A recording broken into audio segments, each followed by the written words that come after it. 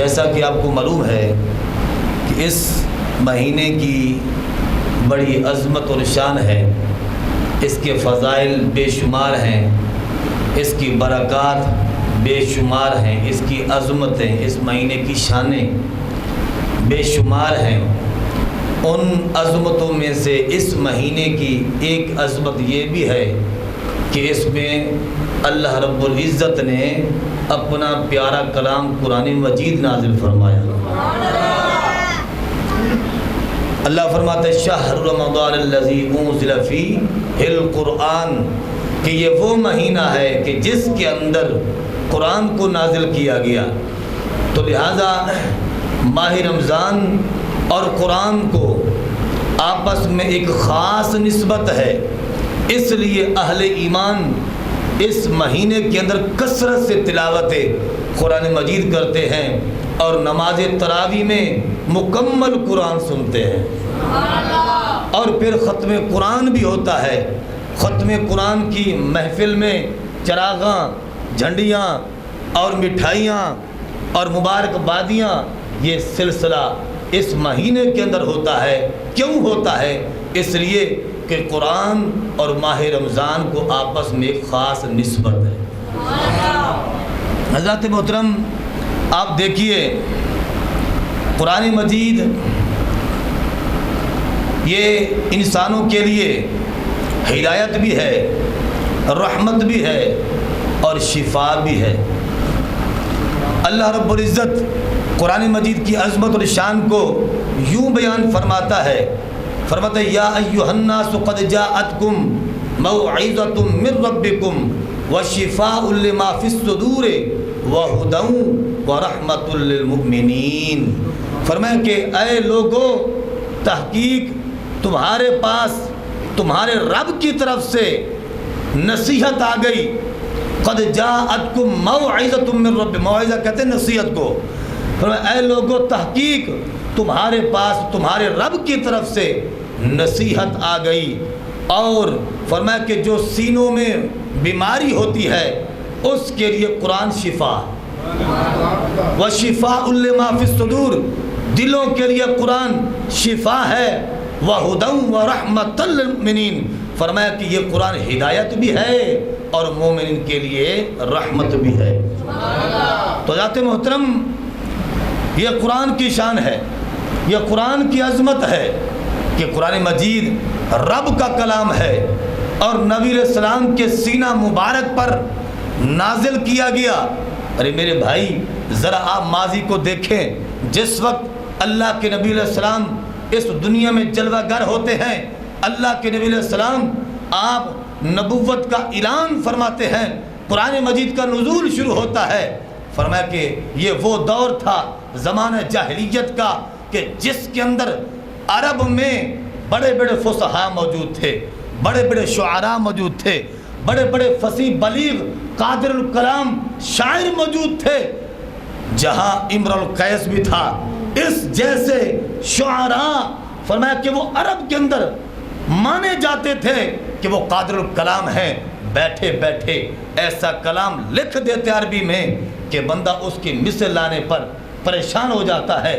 تو ذات محترم، بڑے بڑے فصیح بلیغ شعراء اور شاعری کے فرمایا تاجور اور شہسوار لوگ تھے، مگر ایسے ماحول کے اندر اللہ پاک نے اپنے پیارے نبی علیہ السلام کو قرآن مجید کا ایسا تحفہ عطا فرمایا کہ بڑے بڑے شعراء، بڑے بڑے فصحاء جب انہوں نے قرآن کی تلاوت کو سنا تو سارے کے سارے عاجز آ گئے اس بات پر، یعنی اس بات پر ان کو یقین ہو گیا کہ یہ کسی انسان کا کلام نہیں ہے، یہ تو خالق کائنات کا کلام ہے۔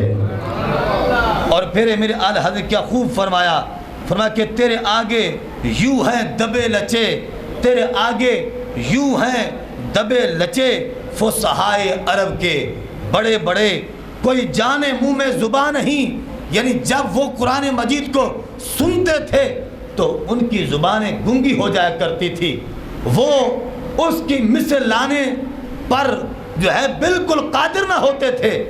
تو اعلیٰ حضرت لکھتے ہیں کہ تیرے آگے یوں ہیں دبے لچے فصحائے عرب کے بڑے بڑے، کوئی جانے منہ میں زبان نہیں بلکہ جسم میں جان نہیں۔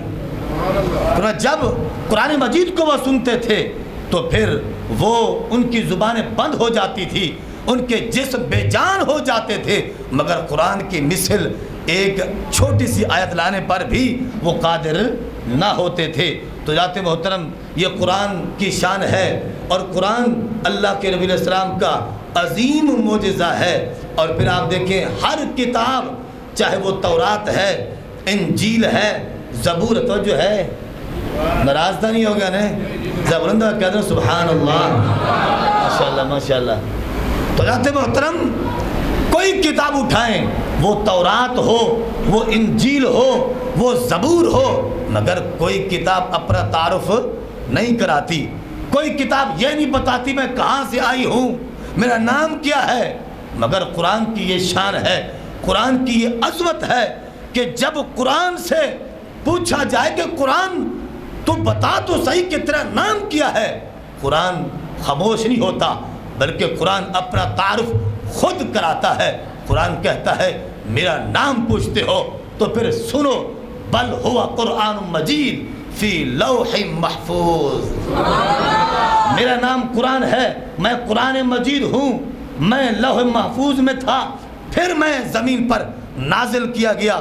اور پھر اگر قرآن سے پوچھا جائے کہ تم کہاں سے آئے ہو تو قرآن خاموش نہیں ہوتا، قرآن فوری جواب دیتا ہے تنزیل من رب العالمین، میں رب العالمین کی طرف سے آیا ہوں۔ اور پھر اگر قرآن سے پوچھا جائے کہ تم کس کی طرف تشریف لے کے آئے ہو، کس انسان کی طرف اور کس فرمایا نبی کی طرف، تم کس کی طرف تشریف لے کے آئے ہو، قرآن خاموش نہیں ہوتا، قرآن کہتا ہے نزل علی محمد صلی اللہ علیہ وسلم، کہ میں نبی آخر الزمان محمد عربی صلی اللہ علیہ وسلم کی طرف تشریف لے کے آیا ہوں، میں ان کے سینہ اقدس پر نازل کیا گیا ہوں۔ اور پھر قرآن سے پوچھا جائے تمہارے آنے کا مقصد کیا ہے، تم یہاں جو دنیا میں آئے ہو، آنے کا مطلب، مقصد، غرض کیا ہے، تو قرآن خاموش نہیں ہوتا، قرآن کہتا ہے میرے آنے کا ایک ہی مقصد ہے، وہ کیا ہے، ہدی للناس، میں لوگوں کے لیے ہدایت بن کے آیا ہوں۔ اور پھر اگر قرآن سے پوچھا جائے کہ تم کس مہینے میں آئے ہو، اس مہینے کا کیا نام ہے، تو قرآن خاموش نہیں ہوتا، تعارف کراتا ہے۔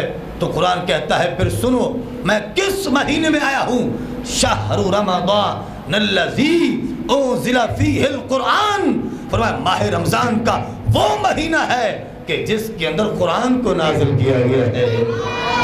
اور پھر قرآن سے پوچھا جائے قرآن یہ بتا کہ تو دن کیوں آیا یا رات کو آیا، اگر رات کو آیا ہے تو اس رات کا نام کیا ہے، تو قرآن خاموش نہیں ہوتا، قرآن کہتا ہے ہاں میں رات کو نازل ہوا ہوں، مگر وہ رات کون سی رات ہے، پر سنو پھر قرآن کہتا ہے انا انزلناہ فی لیلۃ القدر، فرمایا کہ میں لیلۃ القدر میں نازل کیا گیا ہوں۔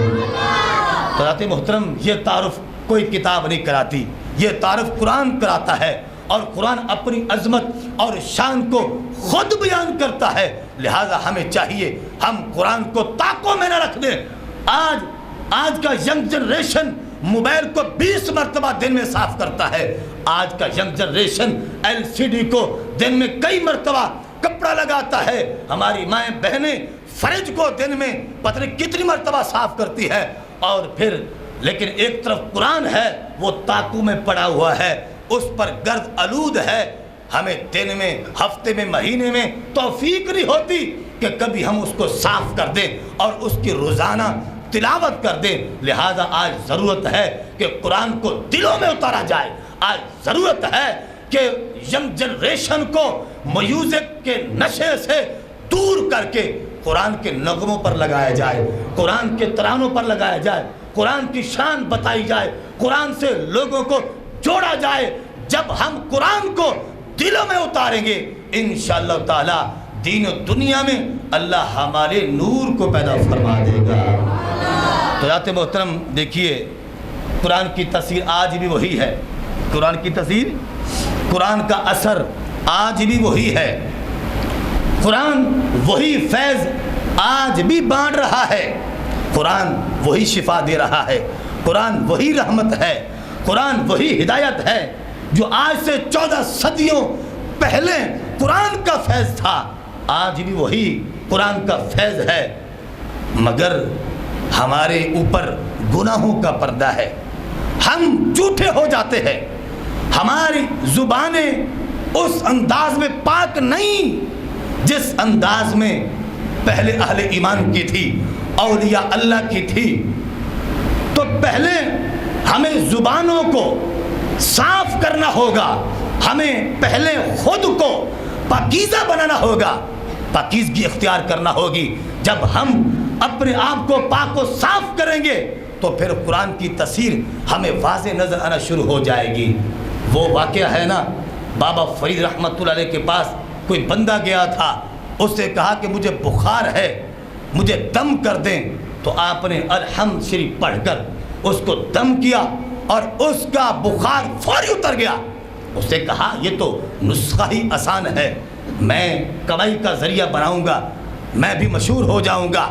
اس نے جا کر اپنے علاقے میں کہا کوئی بخار والا ہو، سر درد والا ہو، کسی بیماری والا ہو، میرے پاس آ جائے، میں دم کرتا ہوں، وہ ٹھیک ہو جائے گا۔ تو ایک بندہ بخار والا آ گیا، اسے الحمد شریف پڑھ کر بار بار دم کیا، مگر بخار اترنے کا نام ہی نہیں لے رہا۔ وہ دوڑا ہوا گیا اور جا کر کہنے لگا کہ بابا فرید رحمت اللہ علیہ، کہنے لگے اے بابا فرید، آپ نے الحمد شریف پڑھی تھی اور بخار اتر گیا تھا، میں نے بار بار پڑھی ہے مگر بخار اترنے کا نام ہی نہیں لے رہا۔ تو آپ نے فرمایا کہ اے بندہ خدا، قرآن وہی ہے، الحمد شریف وہی ہے، مگر تیرے منہ میں فرید کی زبان نہیں ہے، تیرے منہ میں فرید کی زبان نہیں ہے۔ وہ پاکیزگی جو اولیاء اللہ کی تھی، وہ پاکیزگی جو صالحین کی تھی، پر جب ہم اس پاکیزگی کو اختیار کرنا شروع کر دیں گے تو پھر قرآن کا وہی اثر جو 14 صدیاں پہلے ہمیں نظر آیا کرتا تھا، آج بھی وہی نظر آنا شروع ہو جائے گا۔ وہ روایت آپ کے سامنے ہے، حضرت جبیر بن مطعم رضی اللہ عنہ، آپ عرب کے بہت بڑے شاعر تھے، فصیح بلیغ اور مانے جاتے تھے، اور شاہ سوار تھے، تاجدار تھے فصاحت اور بلاغت کے میدان کے۔ مگر ہوتا کیا ہے، ایک دن ایسا ہوا، آپ کہتے ہیں کہ میں حضور کی بارگاہ میں آیا اور حضور فجر کی نماز پڑھا رہے تھے، ابھی کلمہ نہیں پڑھا تھا، فجر کی نماز حضور پڑھا رہے تھے، صحابہ پڑھ رہے تھے اور قرآن کی تلاوت ہو رہی تھی، اور حضور قرآن کی کس سورت کی تلاوت کر رہے تھے؟ آپ کہتے ہیں حضور سورت طور پڑھ رہے تھے، وَالطُّورِ وَكِتَابٍ مَسْطُورٍ فِي رَقٍّ مَنشُورٍ وَالْبَيْتِ الْمَعْمُورِ۔ جب اللہ کے نبی علیہ السلام اس سورت کو تلاوت کرنا شروع کرتے ہیں، اللہ کے نبی علیہ السلام کی زبان مبارک سے جب یہ آیت نکلتی ہے کہ اِنَّ عَذَابَ رَبِّكَ لَوَاقِعٌ مَا لَهُ مِن دَافِعٍ، کہ رب کا عذاب یقینی ہے، ضروری ہے، اس کو کوئی ٹالنے والا نہیں ہے۔ جب جیسے ہی اللہ کے نبی علیہ السلام نے اس آیت کو پڑھا، کہتے مجھ پر ایسا اثر ہوا، میرے جسم کے بال کانپنا شروع ہو گئے، میرے جسم پر کپکپی طاری ہو گئی، اور مجھے ایسے محسوس ہو رہا تھا کہ رب کا عذاب میری طرف آ رہا ہے۔ قرآن کو دل سے تسلیم کیا، قرآن کی شان کو، عظمت کو دل سے کہتے ہیں کہ میں نے تسلیم کیا، اور تسلیم کرنے کے بعد حضور کے قدموں میں گرا، کلمہ پڑھ کے مسلمان ہو گیا۔ یہ قرآن کی تاثیر ہے، یہ قرآن کا اثر ہے، یہ قرآن کی عظمت ہے، یہ قرآن کی شان ہے۔ حضرت محترم حضرت فاروق اعظم رضی اللہ عنہ کون نہیں جانتا کہ اسلام لانے سے پہلے بہت بڑے سخت دشمن تھے اسلام کے، اور وہ واقعہ بھی آپ جانتے ہیں کہ جب گھر سے نکلے تھے آنکھیں لال تھی، برہنہ تلوار ہاتھ میں تھی، ننگی تلوار لے کر اللہ کے نبی علیہ السلام کو شہید کرنے کے لیے وہ نکلے تھے، راستے میں پھر جب اپنی بہن کے گھر جاتے ہیں قرآن کی تلاوت سنتے ہیں، سورۃ طٰہٰ جب سنتے ہیں تو دل کی کیفیت بدل جاتی ہے، کفر کا اندھیرا دور ہو جاتا ہے، کلمہ پڑھ کے دائرہ اسلام میں داخل ہو جاتے ہیں۔ تو حضرات محترم، قرآن کی تفسیر آج بھی وہی ہے، مگر ہمیں پاکیزگی اختیار کرنا ہوگی، ہمیں بزرگان دین کے نقش قدم پر چلنا ہوگا۔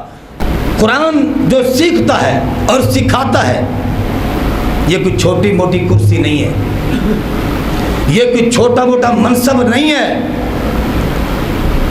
اللہ نے جن لوگوں کو قرآن سیکھنے سکھانے کا جو ہے یعنی یہ مقام عطا فرمایا ہے، وہ کائنات کے خوش بخت انسان۔ آج اس بات کو سمجھنے کے لیے ذرا محبت درکار ہے۔ قرآن کی عظمت اور ماہ رمضان کی عظمت، حضور کی محبت جب سینے میں ہوگی، پھر جا کے اس فرمان کی گہرائی اور اس فرمان کی مٹھاس کا پتہ چلے گا۔ آج ہم کہتے ہیں دولت والا اچھا ہے، ہم کہتے ہیں کوٹھی بنگلے والا اچھا ہے، ہم کہتے ہیں کرسی والا اچھا ہے، ہم پتہ نہیں کیا کیا ہم نے زاویے بنا رکھے ہیں، مگر حدیث کہتی ہے وہ تمہارے نزدیک ہے، مگر ہمارے نزدیک وہ عظمت والا ہے۔ خیرکم من تعلم القرآن وعلمہ، تم میں سے افضل وہ ہے جو قرآن خود بھی پڑھتا ہے، دوسروں کو بھی پڑھاتا ہے۔ تو حضرات محترم، پھر قرآن افضل عبادت ہے، مستقر عبادت ہے۔ یہ جو ہم تلاوت سنتے ہیں، کرتے ہیں، پڑھتے ہیں، ہماری مائیں بہنیں روزانہ قرآن کے گھر میں تلاوت کرتی ہیں، بھائی قرآن عبادت ہے۔ افضل العبادت تلاوت القرآن، بلکہ عبادتوں میں سے بھی افضل عبادت ہے قرآن کی تلاوت کرنا۔ اور پھر قرآن کی شان یہ ہے، کوئی اور کتاب نہیں ہے، فرمایا کہ قرآن کی یہ شان ہے من قرأ حرفا فلہ عشر حسنات، کہ قرآن کا جو شخص ایک حرف پڑھتا ہے اللہ اسے 10 نیکیوں کا ثواب عطا فرما دیتا ہے۔ حضرات محترم، قرآن کی بڑی عظمت ہے اور شان ہے۔ آج ہم دیکھتے ہیں ہر طرف سے دشمن اہل اسلام کو دبا رہا ہے، دشمن مسلمانوں کو گاجر مولی کی طرح کاٹ رہا ہے، مگر دوسری طرف دیکھو کلمہ گو بڑھ رہے۔ اور سبحان اللہ تک کہہ دو جناب، ماشاءاللہ۔ حالی تک گرمی آئی کو نہیں اتنی، ایک دو روزی تھوڑی گرمی پئی ہے تو بند ہوئی میں ہار لگا پی ہے۔ حضرات محترم توجہ فرمائیں، بیت المقدس پر جو پچھلے دنوں میں حملہ ہوا، ہماری ماؤں بہنوں پر ظلم ہوا، ہمارے بھائیوں پر، ہمارے بزرگوں پر ظلم ہوا، یہودی کیا سمجھتے ہیں کہ وہ اسلام کو ختم کر لیں؟ یہ کافر موذی کیا سمجھتا ہے کشمیر میں نسل کشی کر کے وہ اسلام کو ختم کر لے گا؟ ہرگز نہیں، اسلام ایسا دین نہیں ہے جو ختم، اسلام تو بڑھنے والا دین ہے۔ یہ میرے نبی علیہ السلام کا عظیم معجزہ ہے، اور یہ معجزہ، کیونکہ معجزہ کی 2 قسمیں ہیں، ایک معجزہ ہوتا ہے حسی اور ایک ہوتا ہے عقلی۔ حسی سارے انبیاء علیہ السلام کو اللہ نے حسی معجزے عطا فرمائے، اور میرے نبی علیہ السلام کو اللہ نے حسی بھی عطا فرمائے، عقلی بھی۔ حسی کیسے ہے؟ حسی وہ ہوتا ہے جو محسوس ہو، جس کو سمجھنا، جس کی سمجھ جلدی آ جائے، وہ حسی ہوتا ہے۔ جیسے مثال کے طور پر اللہ کے نبی علیہ السلام، ہمارے پیارے آقا صلی اللہ علیہ وسلم کا یہ معجزہ ہے کہ وہ کنکریاں جو ابو جہل کے ہاتھ میں تھی کلمہ پڑھنا شروع ہو گئی۔ سبحان اللہ تو کہہ دو یار، یہ حسی معجزہ ہے۔ اور پتھروں نے حضور پر درود و سلام پڑھا۔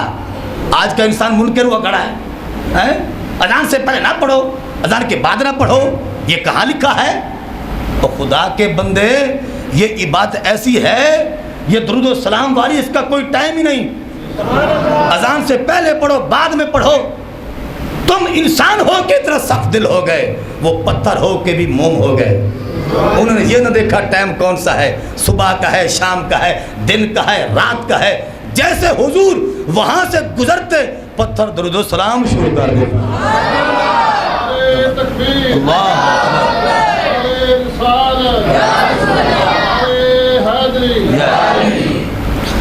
فرمایا حصی معجزہ حضور کا، کنکریوں کا کلمہ پڑھنا حصی معجزہ ہے، اور پھر فرمایا پتھروں کا درود و سلام پڑھنا حصی معجزہ ہے، اور چاند کا 2 ٹکڑے ہونا حصی معجزہ ہے، اور درختوں کا حضور کے قدموں میں چل کے آنا یہ حصی معجزہ ہے.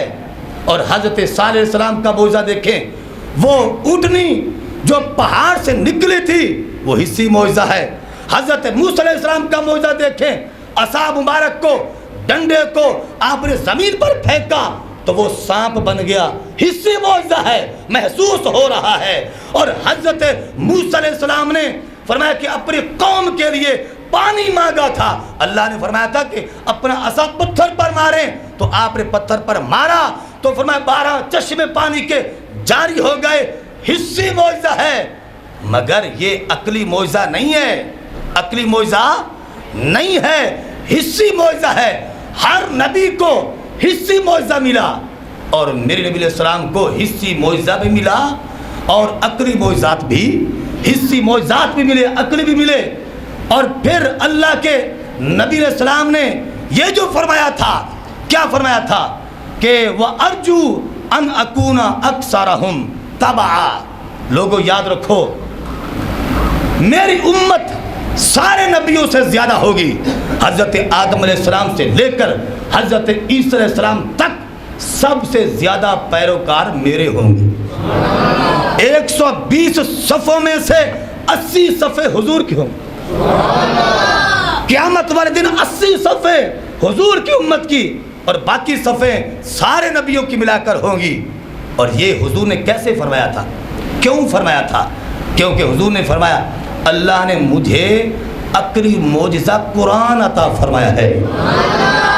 اور ایک ہوتا حصی معجزہ، حصی معجزہ وہ ہوتا ہے کہ جو جلدی سمجھ میں آئے، مگر وہ ہمیشہ کا معجزہ نہیں ہوتا، اس کی خبر رہ جاتی ہے، اس کی. اب ہم خبر سنتے ہیں نا کہ پہاڑ سے اونٹنی نکلی تھی، خبر ہے نا، اور چشمے جاری ہوئے تھے، خبر ہے نا. معجزہ تب تھا، معجزہ آج نہیں. معجزہ پہلے تھا، چاند کا 2 ٹکڑے ہونا وہ تب معجزہ تھا حضور کا، اور کنکریوں کا کلمہ پڑھنا وہ تب معجزہ تھا، اور پتھروں کا درود و سلام پڑھنا وہ تب معجزہ تھا. مگر قرآن حضور کا ایسا معجزہ ہے جو کل بھی معجزہ تھا، جو آج بھی معجزہ ہے، قیامت تک یہ معجزہ زندہ رہے گا. قرآن فرمایا کل بھی اعلان کر رہا تھا، کافروں یاد رکھو کہ قرآن کہتا تھا کہ وَإِن كُنتُمْ فِي رَيْبٍ مِّمَّا نَزَّلْنَا عَلَىٰ عَبْدِنَا فَأْتُوا بِسُورَةٍ مِّن مِّثْلِهِ وَادْعُوا شُهَدَاءَكُم مِّن دُونِ اللَّهِ إِن كُنتُمْ صَادِقِينَ. قرآن کل بھی کہہ رہا تھا، اور کافروں اگر تم کہتے ہو یہ قرآن کلام الہی نہیں ہے تو پھر تم اس کی چھوٹی سی صورت یا اس سے بھی کی چھوٹی صورت فرمایا تم لے آؤ، ایک آیت یا کوئی چھوٹی سی چھوٹی آیت لے آؤ. فرمایا نہ کوئی صورت لے آ سکے، نہ کوئی چھوٹی سے چھوٹی آیت لے آ سکے، تب بھی وہ عاجز ہو گئے قرآن کی مثل لانے سے. آج بھی کافروں کو قرآن للکار کر کہہ رہا ہے کہ کوئی ہے جو اس کی مثل کلام بنا سکے. قیامت تک قرآن جو ہے اعلان کرتا رہے گا. فرمایا قرآن کی مثل جب تک کوئی نہیں لا سکتا تو حضور کا معجزہ یہ کل بھی تھا، آج بھی ہے، قیامت تک ہوگا. اور اس معجزے کو پڑھ کر غور و فکر کر کے فرمایا کہ کلمہ پڑھ کے کافر مسلمان ہوتے رہے.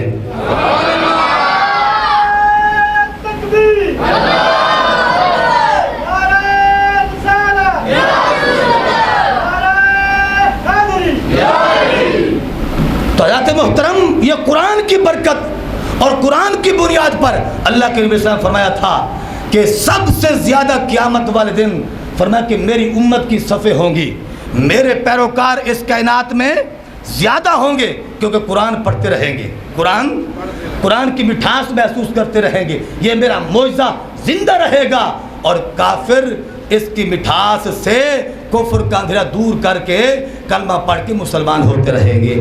اور پھر آج ہمیں ضرورت ہے اس کی قدر کرنے کی۔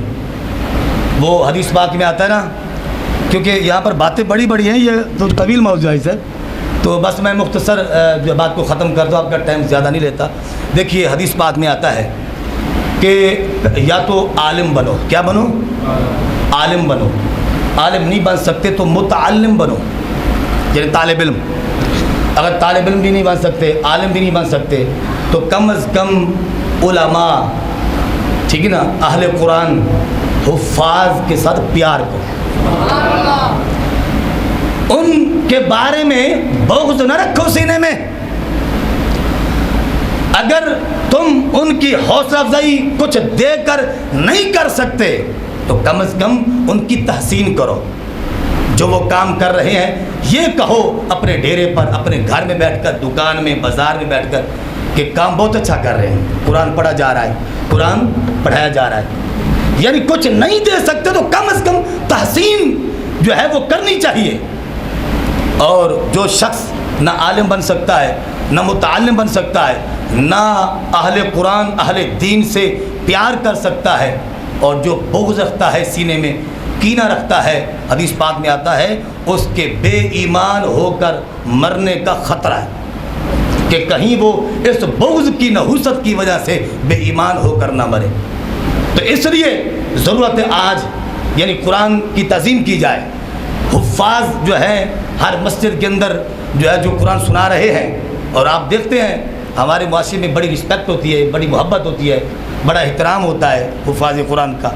تو میں یہ نہیں کہ میں کوئی مطلب کوئی اپنا مفہوم پیش کر رہا ہوں آپ کو، یہ تصور سے نکال کے بیٹھے، میں مطلق بات کر رہا ہوں، کیونکہ میں خطیب ہوں تو میں صاف ذرا ایک جنرل بات کروں گا، میں کوئی اپنی اطراف آپ کو نہیں لے کے آ رہا۔ دیکھیے میں آپ کو حدیث سناتا ہوں، جو کام آپ کرتے ہیں، محبت کرتے ہیں حفاظ سے، علماء سے، یہ کام کوئی چھوٹا موٹا نہیں ہے، یہ بڑی عظمت والا ہے، بڑی شان والا ہے، اور اس بات کا حکم خود تیرے اور میرے نبی علیہ السلام نے عطا فرمایا ہے۔ اللہ کے نبی سے کنز الامال کے اندر موجود ہے، جلد نمبر 2 صفحہ نمبر 258 پر موجود ہے۔ اللہ کے نبی علیہ السلام نے فرمایا کہ حفاظ کی عزت کرو، حفاظ کی عزت کرو۔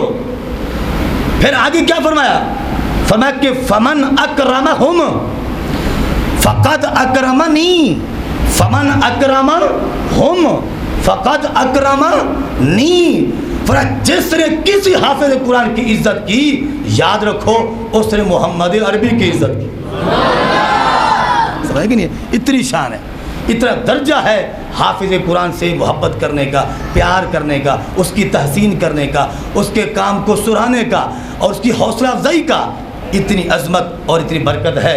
حضرات محترم، ٹائم پھر بہت ہو جانا ہے، تو آج بیت فطرانہ بیٹا جی حاج صاحب کے، تو آج ضرورت ہے ہم قرآن پاک کو پڑھیں اور اس کی تعلیمات پر عمل کریں، اور جب ہم قرآن کو سینے سے لگائیں گے تو انشاءاللہ تعالیٰ کفر ہمارے سامنے کھڑا نہیں ہو سکے گا۔